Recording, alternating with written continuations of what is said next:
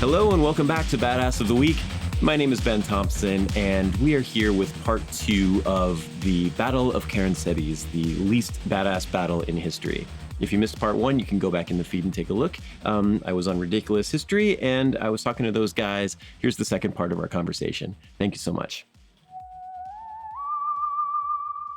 So our boy is 47 years old. In a burst of humility, he sees himself as a superhuman figure. Yes.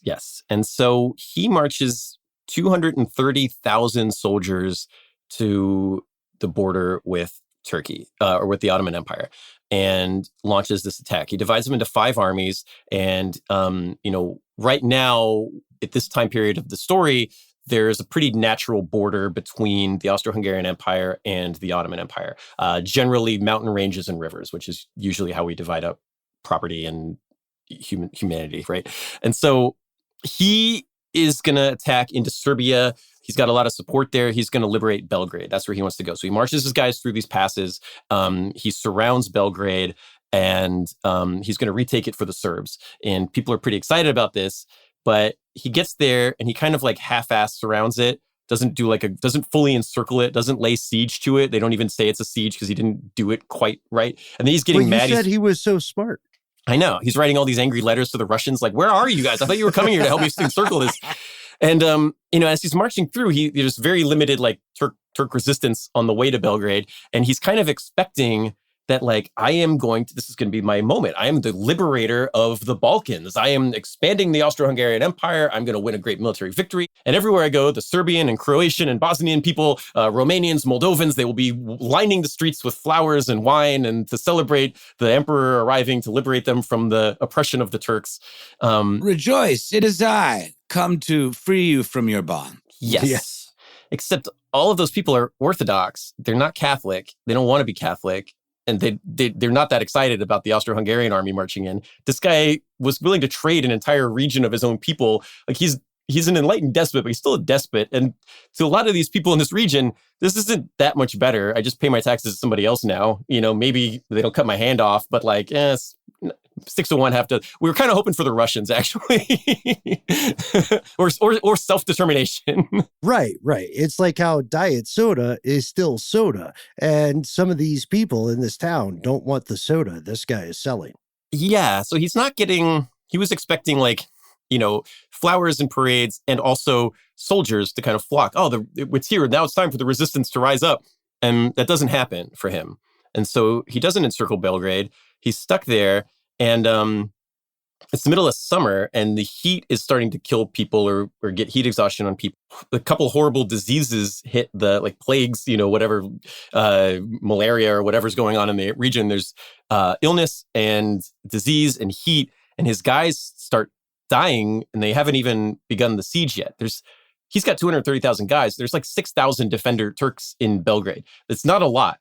Right, he outnumbers them massively, but he can't surround them, or he doesn't surround them, and he's moving slowly. And his guys are either dropping dead, or getting so incapacitated they can't fight, or just leaving, being like, "This sucks." This guy doesn't know what he's doing. A lot of the soldiers in this army are, they're either conscripts who are forced to be there, or they're mercenaries who are just there to get paid. And at some point, you're like, "This isn't worth it."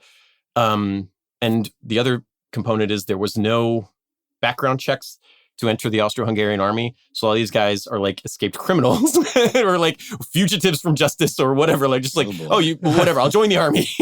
I'm just laughing because we'll do an episode on French Foreign Legion later, I imagine. It's like that. Yeah, it's exactly. Yeah, but I'm picturing now as just sketch comedy. I'm picturing the interview that someone has joining the army, okay, your CV is looking pretty solid. See you've done a couple of B&Es, a little bit of heresy. Just the slow pan, just like the Austrian army assembled, and you do the slow pan across them, and some of the guys are smoking, some of them are sharpening knives, And but so that's internal dissension, right? We already know they're not an ideologically unified force, other than, as we pointed out earlier, common cause against the enemy, the Ottoman Empire. Yes. And now things are going badly, right? They were expecting one thing, and they're getting real war, which is not fun and glorious and exciting. It's hard. And then, while they still haven't fully surrounded Belgrade, they get news that the Turks have mobilized, and they're sending an army to come fight them. And it's a big one. It's more guys than they thought they were going to have, and it's on the way. Max, can we get some ominous War on the Horizon music?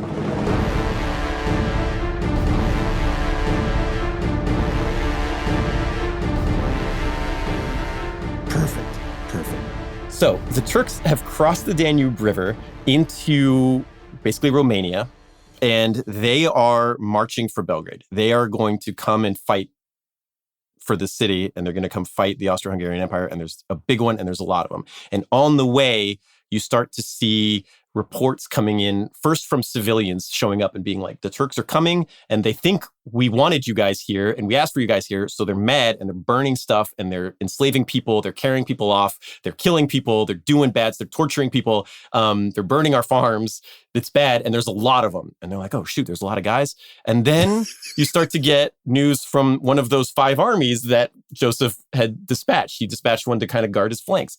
Some of those guys start showing up. They're like, yeah, there's a lot of them, and they kicked our ass, and we're running. And so starts to be word that the Austrian army in the Banat Basin, which is in western Romania, they're badly defeated. They break and run, and they get news to Joseph II that like you've lost this flank, and he's like, okay, we got to go. Let's abandon. Like, you guys stay here at Belgrade. I'll take 20,000 guys. I'll rush out to reinforce these retreating troops. Once they see me, they'll all rally, of course, and they'll all fight for me, and I'll lead them on this great military victory against this big army that's coming.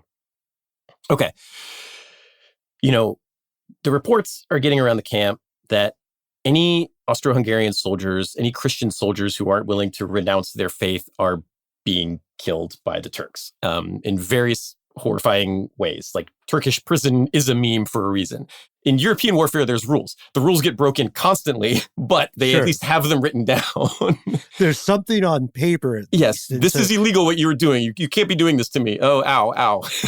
Right. But there's still, I think this is a very important point about the xenophobia that's inherent to this. There's now a bunch of people saying, hey, our denominations may differ. We may not speak the same language, but these foreign hordes. Yeah, right? This is bad. They're riding on horses. They have the funny hats. They got the mustaches, doing bad stuff to people, and stuff gets exaggerated, right? Like, likely a lot of this stuff isn't happening, or at least isn't that common. But the story gets passed around. One guy gets his fingernails pulled out, and all of a sudden everybody's talking about it. You know what I mean? So you get these stories, and it's starting to, these guys are here. They're maybe starting to be a little shaky in their confidence of Joseph II. They're an enemy. They're in a land that is, enemy controlled, but also the people here don't really want you there as much as you think they did. So Joseph starts to march out to fight this army with his 20,000 guys to reinforce this falling position. And he gets word as he's marching there that, oh, wait, there's a second Turkish army coming from a different direction, and it's swinging around behind you. Okay, crap. Retreat. Okay, fall back. So they fall back. They abandoned Belgrade. They fall back to the mountain pass that we had talked about before, which was the part of the original border. So, okay, we fall back to the mountains. We are going to find this mountain pass, and we're going to guard this mountain pass. That's what they did at Thermopylae. That's what we're going to do. We'll guard this pass. So they travel to Transylvania in Romania. Spooky. Okay, go on. Ominous location. They're in the Timișoara Gap, which is a mountain pass in southwestern Romania in the Transylvanian Alps, near a town called Caransebeș. So this is, if they're gonna, the Turks, he's given up the flatlands to the Turks. You can't really fight them there anyway, because you, at this time period, we're fighting with rifles and bayonets. You can form a square, but it's not It's not 100% when you form a square. The Turks not only have amazing cavalry, which is a huge advantage in open ground, but they have amazing artillery, which is also awesome in open ground. So they'll blow your squares up with artillery and then ride the horses into the gaps, and you can't stand against that. You don't want to fight the Turks in open ground. You want to fight them in cities or in mountain passes, in fortifications. You can't just march out and engage them. You want to bottleneck them. You want to force them into a siege attempt. You have to find some sort of, as you were saying, Ben, some sort of geographic barrier to even the odds a little bit, because if we're on flat, open ground, you're about to get Istanbul. Yes, exactly. Not Constantinople. It's nobody's business. But we had to do it. You can't. It's been in my head the whole time. Finally a moment to drop that ref. I'm so proud of us for holding to that moment for so long. Exercising restraint? Yes, us? A little bit, yeah. I was purposely not using the term, not referring to the capital of the Ottoman Empire. You knew. Because we had to wait. We had to pull that out at the right time.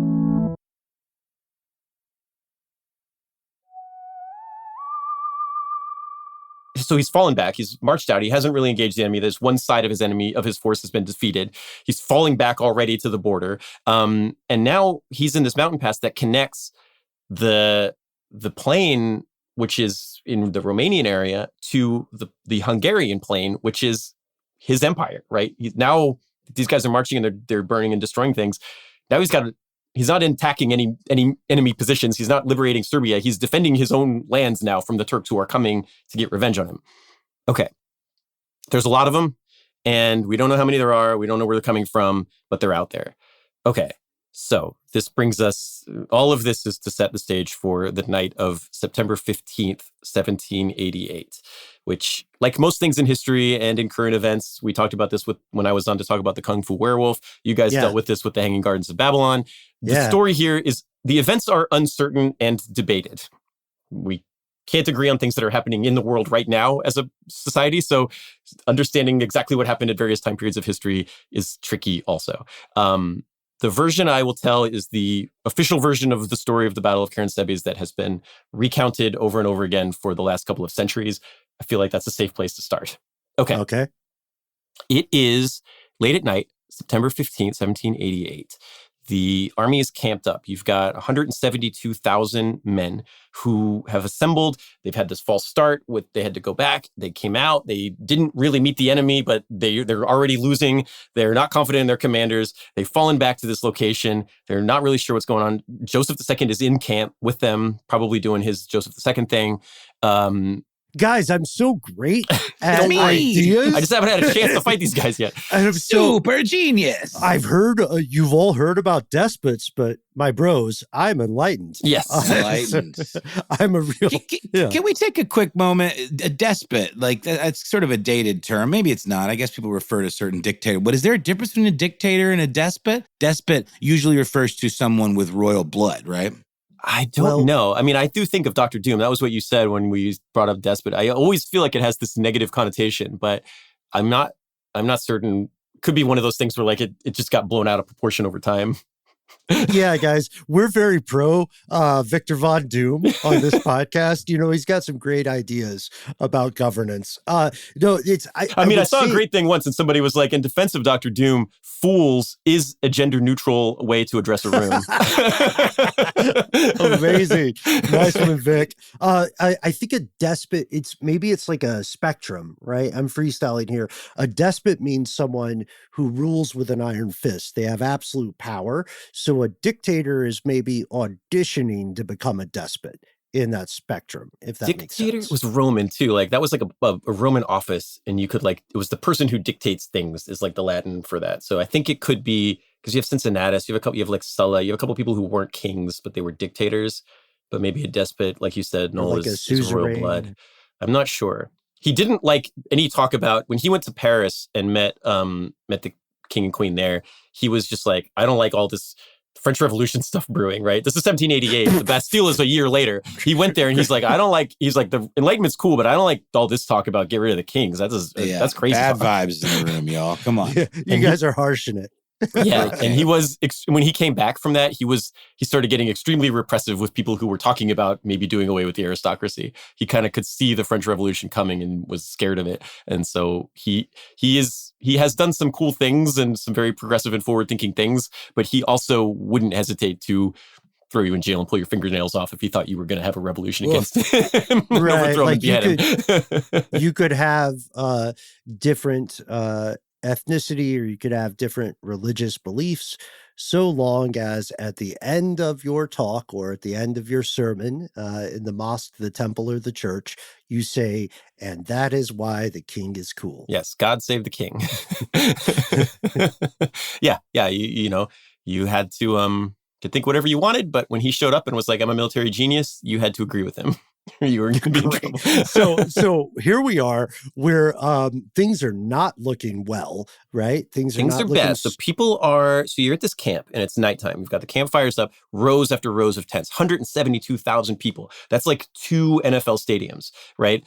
A lot of people lined up, equipment, weapons, all in camps. They're all in tents. They're set up. They're arranged by nationality because you need to understand the orders being given to you by commanding officers. So like the Italians are together, the Croats, the Serbs, they don't really like each other that much. So they kind of stay in their own little groups. You've got the artillery, you've got cavalry, you've got infantry. And everyone's nervous, right? Everyone's on edge because the Turks are out there and they're coming and there's going to be a battle in the next couple of days. And a lot of these guys haven't had a battle in this war yet. They've been waiting for it for years. They've been building up to this. They've been marching here. They're sick. They're dying. A lot of these guys are deserting. The morale is kind of low. They're nervous. They're hungry. A lot of them are sick because these plagues are passing around through the camp. Bad guys are coming. We got to be ready. Okay. So as militaries do, they dispatch a night patrol to go out to scout out, see if you can, see where the bad guys are, right? If you go make a ride around, if you see anything, let us know. If the Turks show up, come back, sound the alarm. So they send out this group of cavalrymen, light cavalry. They're called hussars, but they have a light. They carry a rifle and a light sword. They don't wear armor, and they ride these light horses. A lightsaber? I'm sorry? You said a light sword. That's just where my mind immediately goes. Yes. I know what laser you mean. Swords. Yes. Plasma You're rifles. talking about more of this is my travel sword. This is my, it's lightweight and easy to take on the road. Yes. Okay. So they're traveling light. They ride out to do this patrol, and they cross the mountain pass. They start riding around looking for bad guys, and they see a fire in the distance, and they roll up to it. And we are in Romania right now, and it is a camp of, you'll see them referred to as gypsies, but we will refer to them as Romani. Romani people. They are set up. They have this camp, and they have wagons, and there's always this kind of mysterious air around this particular group of people, because they're having this awesome party, right? They have girls and they wear bells and that jingle when they dance, and they're dancing and there's music, and they've got kegs and they've got wine, and they're having this huge party, completely oblivious to the fact that maybe because there's a big army there and they're like, hey, why don't you guys come buy our stuff? But they're in what would be the battlefield tomorrow. But there's this camp of people out there, and they're having a party.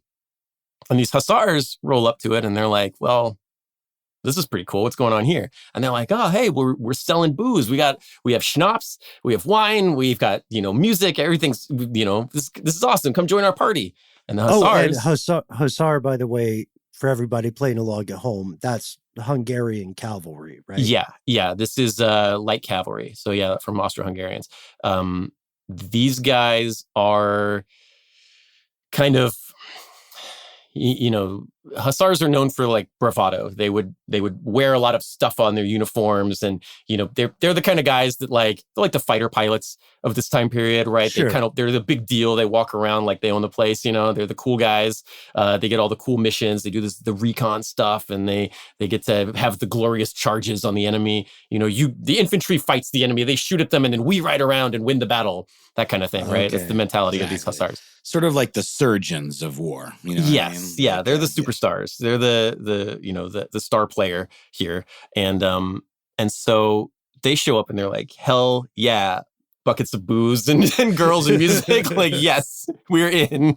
And they have money. And so they start paying, they start buying all this stuff. And they're having this party and it gets a little rowdy. They start getting a little drunk. No they way. start having a good time. Like I said, some of these guys are like lesser nobility, right? Some of these guys are wanted criminals. it's a whole mix of things.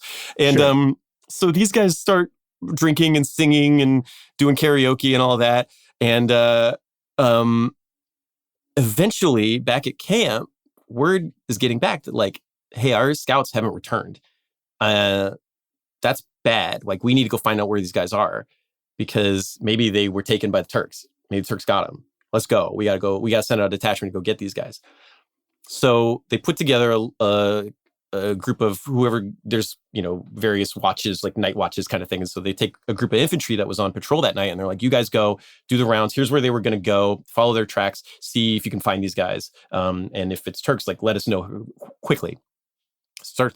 Word starts to go around the camp that like these guys haven't returned. Okay, what's happening? So the infantry goes out to try to find these guys. They're also dressed light so they can run fast. If they need to, there's a chance they're going to have to outrun Turkish cavalry back to friendly lines. So they head out and they see the campfires of the Romani camp. And they see the hussars dancing. And I imagine they're like half out of their uniform at this point, like waving stuff. Like they're trading like their swords for booze, that kind of thing. And the infantry shows up and they see all this. And now the infantry is presented with two options. Number one, observe and report. Number two, what's the deal with this? Let's go investigate this party because this looks like fun. So they choose the second, of course. So the infantry goes up and they're like, hey guys, what's going on?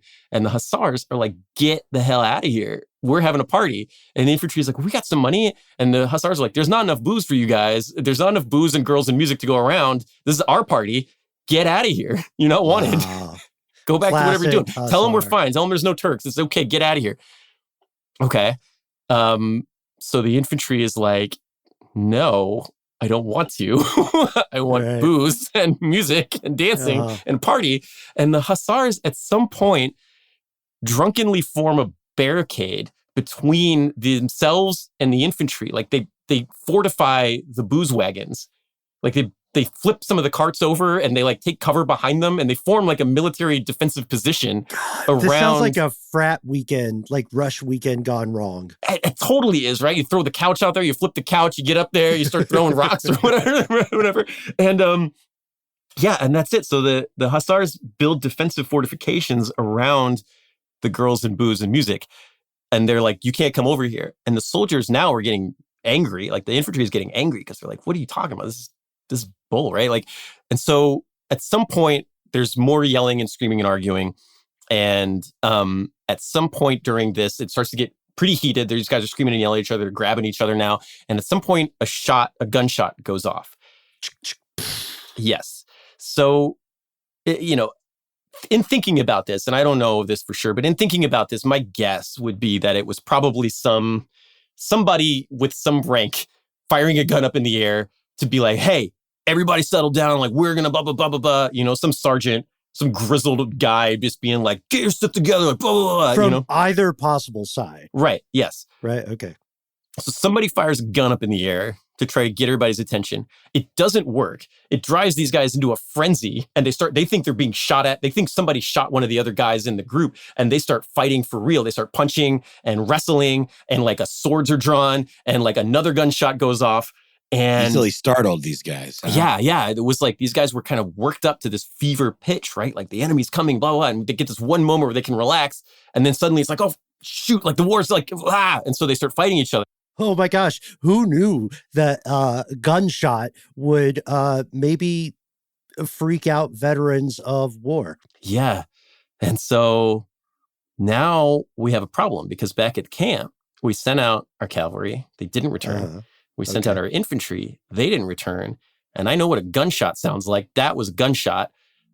We got a problem. Something bad has happened.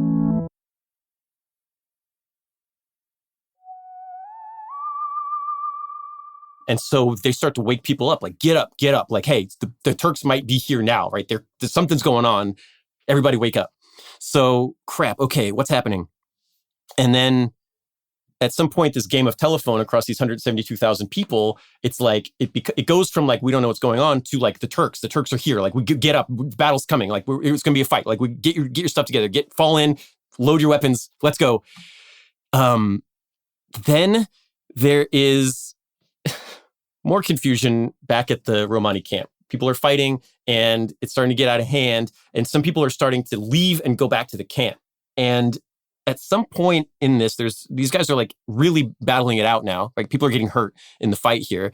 And at some point, the guys in the camp start seeing guys coming across the field towards them, and they think it's the Turks, and they open fire on them. And they open fire on them with artillery and guns. And like, as soon as the first guy starts shooting at something moving around in the dark, everybody starts shooting at moving stuff. Steve's up there shooting. He's unloading his clip. I want to shoot at stuff too. I haven't got to shoot my gun this whole war.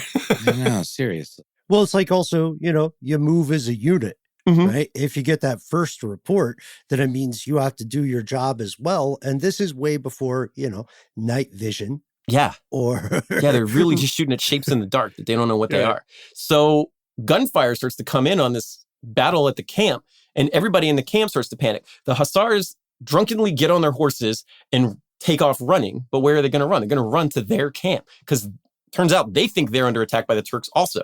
So they go running back to their camp to report, like, the Turks are here, the Turks are here. And so within moments of this firing starting, you have a squadron, or at least a company of guys on horseback wearing funny hats that were inspired by them with mustaches, they are carrying weapons. Funny. These are the tall boys, right? Like the guards in the Wizard of Oz, kind of, right? Yeah, yeah. I'm picturing here. Okay. Yep. And like cylindrical fur lines. Yes. There you go. Yeah. Yes. O-E-O-E-O-Ho. That's what they say as they march. The Turkish cavalry wears just a smaller version of that same hat. So it's just a little bit shorter. But in the dark, at speed, really, galloping towards you with a sword. At the end of the day. So these guys start running, the Hussars start running back to the camp with their swords out, yelling like, the Turks, the Turks. And these guys think they're the Turks, so they start shooting at them. The Hussars make it into the camp and start riding around the camp. So a lot of these guys who are waking up being like, what's going on? They wake up to like horses running through their camp. And they're like, oh crap, like the Turks, they ambushed us. Like our stupid emperor couldn't figure it out. now we're going to die. Everybody's in our camp. They're already here killing everybody. And so people come out and they just start shooting at whatever they see, which is just movement everywhere in the camp. Everybody's coming out and shooting it in the dark at each other. How's that line go? Danny DeVito and Always Sunny. So anyways, I started blasting. Yeah, that's exactly what this is. That's how you do it. Come out blasting right out of the gate. The officers in charge, the ones who maybe kind of have an idea of what's going on, they're yelling to stop. They're yelling, halt, halt, halt. Okay. Which is German for stop. They're Austrians, right? Halt, halt. It's the Austrian army. And the Croatians and the Italians and the Serbs are hearing Allah, Allah, Allah. Oh, no. And so they're like, oh, they're everywhere. And so they start shooting, and there's gunfire, and the army, the Austrian army defeats itself and retreats. So they run away from the camp. Everybody starts to retreat. Ben, I have to pause us there. Can you say that sentence again? Yeah, it's pretty good. Yes, the Austrian army defeats itself and retreats. Okay. Yeah. And so real cell phone there, man. Yeah. Guys, we're kicking our asses right now. Yeah, we are getting crushed by these guys. So they fight. It's a fighting withdrawal. So they're falling back and still firing into the darkness, right? And to the point where the artillery is there, right? And you've got these guys, and artillery at this point is cannons and wagons full of ammunition that are being pulled by horses, right? And they've brought them to the camp. They're in the back of the camp. They're in this position where they can be brought up to fire if they need to. But the guys who run the cannons, they ride on these wagons, on these horses. If the enemy's in the camp with you, you're dead meat, right? What are you going to do? Maybe you can fire this gun point blank at them before you get cut down by somebody else. So these guys are like, the Turks are here. We're toast. Let's get out of here. So they cut the reins on the horses, get on the horses and ride them off, leaving the wagon and the cart of ammunition behind, because you're never going to outrun the Turks dragging all that stuff. So they cut they ride off on the horses and leave the artillery and the ammunition. There's a story that the payroll for the army was also left behind in the battle, no. like just the war chests full of their pay. God, no one was spared. Even the accountants took a loss. Yes. There is some speculation that somebody might have made off with that, that it might not have been left for the Turks, but it was not found. Hey, you can't prove a thing, man. The statute of limitations is passed. Yes. Far, far, far past. Yes. So, okay, there's also a story that in the confusion, Emperor Joseph II gets on a horse and tries to rally his men, and the horse panics and knocks him off, and he falls into a creek. Ooh, not a great look. Not a good look. So they fight a retreating battle against themselves. And the next day, or a couple days later, the Turkish armies arrive. The two Turkish forces arrive. And as the story goes, they show up and there's just a field of dead Austrian-Hungarian soldiers. Cannons, wagons, ammunition, maybe those payroll chests. There are somewhere between... The numbers range from 500 to 10,000, 10,000 being an extremely high number, but that's the number you see quoted a lot for this. Just dead, missing, or wounded left on the battlefield. So the Turkish army shows up. They have won the Battle of Karansebes, and they weren't even there. They retroactively won it. Just on intimidation, just on reputation alone. just on street rep. That's crazy. Ben, do we know anything about how the Ottoman or Turkish forces reacted when we they have rolled through one? town? So the sources on this are a little messy, which is why people are like, people sometimes have arguments about the historicity of this battle, right? But we know there was an Austrian army there at that time. We know that they were in an extremely defensible position, knowing that an enemy army was coming. And we know that they abandoned it for unknown reasons, undisclosed reasons, that they left that position and didn't give reasons why. There was an article written about it in an Austrian newspaper a month after the battle that gives kind of like, there was some confusion and some people died and some houses got set on fire. And we in the confusion, we had to abandon the position. And basically the Turkish report on it is similar, where they're like, we're not sure what happened here, but there must have been some confusion in the Austrian ranks and we took their position. Okay.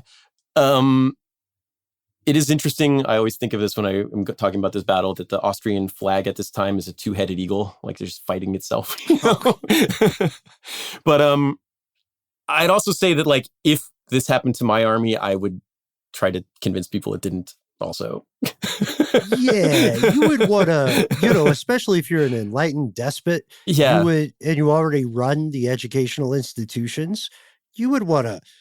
This is bad look for the military genius thing, right? And you're in a society where anybody who says you're not a military genius is going to go to jail. So you got to manage the PR, keep track of which fingernails get to stay in the fingers and which have to get ripped out.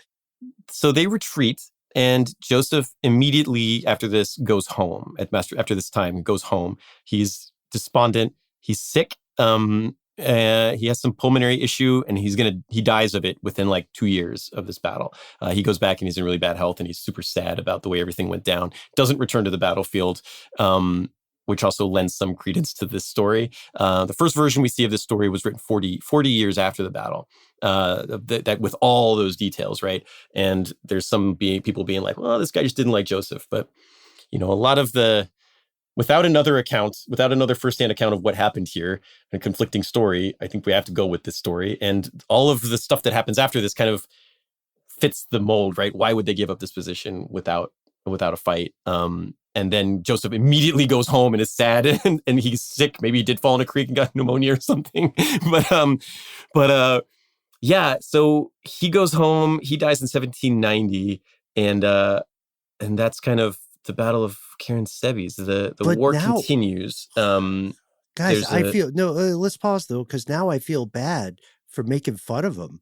Like, we dunked on him pretty hard. Yeah. I mean, it kind of he earned it. He earned it. I mean, he does die a couple years later, but he was old, remember? Super That's super true. old. Oh my gosh. It was like 47's 49, man. not That's a good old. life, right? 49 is a great life for that time. Yeah, the war continues. The Austrians regroup without Joseph running the army. The army's under the command of a guy named Prince Josias of Saxe-Coburg. He's really effective. He teams up with the Russian general Alexander Suvorov, who's like one of the greatest war heroes and military geniuses of all time. They defeat the Turks. They drive them out of Serbia and Croatia and the Balkans and Romania. They sign a peace treaty that gives the Russians a bunch of lands from the Turks in exchange for Austria-Hungary giving back Serbia and Croatia and Romania and the Balkans and all of that. So at the end of the war, the treaty signed that ends this war in 1791. Austria-Hungary gains no additional territory. Serbia is liberated for about a year and then returned to the Turks. And the Serbians were really mad about it. Hey, can I share with all of us the epitaph on Joseph II's grave? By all means. It's not, I don't know. Knowing all that we know now over these past few episodes, I'd love to hear what we think about this. He's buried in the Imperial Crypt in Vienna, and his epitaph, at least his request, was, "Here lies a ruler who, despite his best intentions, was unsuccessful in all of his endeavors." Oof. Damn. Jeez Louise. And he wrote that. No, okay. Well, then wait a minute. Let's reassess here for a second. That means he had a little bit of humility and self-awareness. He took an inventory, I think. It would seem so. I feel like the Battle of Karen Sebes is humbling. Yeah. Well, I mean, I sure would be. So I guess the big takeaway here, Ben, is that we should invade parts of Europe, right? Land war in Europe, yeah. Yeah, it usually goes well for people. Let's do land Russia war in Eastern winter. Europe. Yeah. What could go wrong? What could go wrong? So much. Did you not listen to the episode? I think the moral here. I think the moral here is the importance of communication. Communication between different working forces, leadership, communication, and people skills. People skills, yes, and maybe leave like important jobs to people who know how to do them. Yeah. I would wait a minute. Is this some advice that might apply to some? Okay, I'm sorry. Go ahead. There's a horse in the hospital, as our pal John Mulaney said. And how amazing would it be to hear the accounts of the horses involved in these shenanigans, in this crazy friendly fire incident? I think we have a Disney movie in the making, at the very least Pixar. Yeah. Okay. Maybe. Who should we pitch first? I think John Mulaney should be the voice of the lead horse. Yeah, he's got it in him. He doesn't do enough animated voices. I think he's got a great voice. Ben, you should do some animated voices as well. Can we just volunteer you for that and tell you after the fact? Yeah, sure. I'll voice it. Well, it's already happened, Ben. It's already happened. You heard it here first, folks. Ben will be the voice of the plucky dog. A little talking pig. Yeah, I could be a talking animated adaptation of Homeward Bound. Excellent. Yeah, I could do that. Yeah, just bone up on the Turkish of the time. Bonus points for Hungarian. And honestly, thank you so much. How hard can it be, right? It doesn't look that hard. No, God, come on. Come on, dude. Surely not difficult. It didn't take me 12 minutes of practicing to pronounce Karen Sebes correctly. All right. I think you got it. And I don't think I did, because I think it's like a Karen Sebish. I think it's like a SH at the end. So all right. Well, my Romanian is not good. You say that now, but we've got the whole weekend, man. So Ben, it's something to do in my 45th year of life is to learn how to pronounce Romanian. There we go. Happy birthday to you, Ben Thompson, the creator of Badass of the Week. Man, we didn't know that you were recording with us on your birthday. Noel, I would have asked to reschedule. No, it's the only day that worked for me this week, and we got to get it done. Okay. Yeah, we would have brought something. Yeah. Well, not only is it your birthday, it's the 100th birthday of Badass of the Week, the podcast. Yeah, that's true. That's true. This will be, because I'm going to run this on my feed, this will be episode 102 for me. So That is exciting stuff. Here's to well, I'm bummed we didn't make the cut for 101. 102 is a plenty good consolation. Mm-hmm. Yeah, and we will also have this as a 2-part series over on Ridiculous History. Folks, if you like our show, you are going to love our brother Ben's show. Do check out Badass of the Week. Spoiler, light spoilers. You can find Ben, Noel, and Ben hanging out in past episodes as well. So dig through the catalog, check out the archives. Ben, where can people learn more about your work? Well, we can go to the website, badassoftheweek.com. And, Badass of the Week is the name of the podcast. We update every week on Tuesdays, usually with a great badass from history. Although this week we were trying to have a little bit more fun with it. For a little cheeky. The April little cheeky there. The character is the war. Yeah. It's like, yeah. My favorite character is the horse who said, "No way, I'm getting out of here." You know what I mean? The horse was the one who was like, "It's the Turks, John let's Mulaney. go." Yeah. I love it. Yeah. The horse is the one that fired the gun and started the confusion. I think John Mulaney would play the more timid horse, and then maybe we could have Eric Bautista come in and play one of the more aggressive kind of war horses. Who else we got? Bill Burr. Yeah. Bill Burr would be the perfect horse with an attitude. John Mulaney as a horse is more observational humor. Well, I think he's the protagonist, the John Mulaney horse. Guys, I don't know if these are Turks or Hussars. So, I mean, maybe we could make an argument here. Like we said, we've kind of been dunking on Joseph II, but reading that epitaph, there is something about learning from your mistakes. There is something badass about being able to recognize that having laws in place that you can't criticize me, only to at the end of your life realize actually there's some value in what these people were saying and I should have listened. Having some kind of self-realization in that way is kind of cool. I agree. So points for humility on your deathbed. Yes. Better late than never. And that is part 2. Noel, I fear I may have gone a little bit overboard. You know I love birthdays, man. They're like the only real New Year's. They're the perfect holiday. And gosh darn it, Ben Thompson took time from his own birthday to explore this story with us. What a guy. Thanks to the Bens. And thanks to the Knowles. Thanks to, of course, our super producer, Max Williams, and his biological brother, our composer, Alex Williams. Who else? Oh, you know who else, Ben. Christopher Asiotis, Eve Jeff Coates here in spirit. Jonathan Strickland, the Quister. AJ Bahamas, Jacobs, the Puzzler. Mm-hmm. Yeah, Rachel Big Spinach, Lance, the Rude Dudes at Ridiculous Crime. And, I forgot to say it, I owe AJ Bahamas an email, so we're going to follow up with that. In the meantime, Noel, I think we came up with some really good voice casting for our animated version of this friendly fire incident. You and I have to figure out which characters we will play. Oh, man, I got to be the Bagman, even in animal form. We'll see you next time, folks.